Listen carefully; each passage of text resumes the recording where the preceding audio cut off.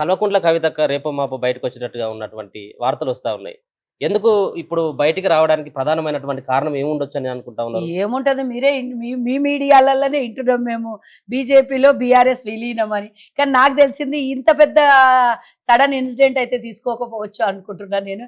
ఎందుకంటే విలీనం చేస్తే తూచి అని ఊస్తారు తెలంగాణ ప్రజలు. అంతర్గతంగా పొత్తుల ద్వారా నన్ను వెళ్తారు. రేపు రాబోయే లోకల్ బాడీ ఎలక్షన్లకి కలిసి అన్న పనిచేస్తుండొచ్చు. ఏది ఏమన్నా అవుతుంది. దానిలో అండర్స్టాండింగ్లో భాగంగానే కవిత బయటికి రావడం అనేది జరుగుతుండొచ్చు అనుకుంటా. నాకైతే దీని మీద అయితే ఆలోచన మహిళగా పూర్తి బాధపడుతున్నారు. స్థాయిలో జైలుకు పోయింది కదా ఏమన్నా మహిళగా మీరు తోటి మహిళగా? మహిళగా అంటే బాధపడ్డం కన్నా ఎక్కువగా తను చేసిన వేరే ఏదైనా కూడా ఎక్స్క్యూజ్ చేసేవాళ్ళం. ఒక లిక్కరు అనేది హానికరమైనటువంటి విషయం. దానికి ఎవరు కూడా ఒక తల్లిగా ఒక మహిళగా నేను ఎంకరేజ్ చెయ్యను. అది హానికరము. ప్రభుత్వానికి ఆదాయం రావాలని దాన్ని అన్ని ప్రభుత్వాలు వాడుతుండొచ్చు. కానీ ఒక తల్లిగా ఒక మహిళగా అయితే ఎవరు కూడా ఎంకరేజ్ చెయ్యం. ఆ వ్యాపారంలోనే దాంట్లో పెద్ద మనీ లాండరింగ్ చేసినటువంటి వ్యవహారంలో దానికి ఎవరున్నా కూడా క్షమించొద్దు అంటున్నా. ఎవరున్నా కూడా క్షమించరానటువంటి విషయం.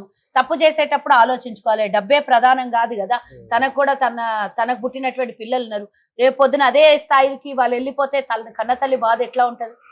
ఈరోజు కాంగ్రెస్ పార్టీ పూర్తి స్థాయిలో కట్టుదిట్టంగా తెలంగాణ మీద, ముఖ్యంగా హైదరాబాద్ మీద డ్రగ్స్ వ్యవహారం నడవనీయకుండా పూర్తిగా రోజు దాని మీద పూర్తి చర్యలు ఉంటున్నాయి. దానికి పూర్తిగా ఎక్కడ దొరికితే వాళ్ళకి ఎవరిని ఉపేక్షించకుండా పట్టుకొని, మరి ఎక్కడ కూడా ఈ గంజాయి ఇవన్నీ దొరికితే అందరిని పట్టుకొని లోపలేస్తుర్రు. అన్ని దగ్గర తీసుకొని కాల్చేస్తుర్రు అవన్నీ.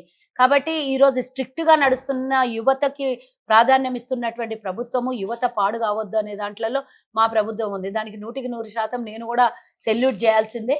దీని విషయంలో తప్పించి ఒక మహిళగా అయితే డెఫినెట్ గా ఎంతో కొంత అయితే ఉంటది కదా. ఒక మహిళగా సానుభూతి ఉంటది కానీ వ్యవహారంలో మాత్రం సానుభూతి ఉండదు.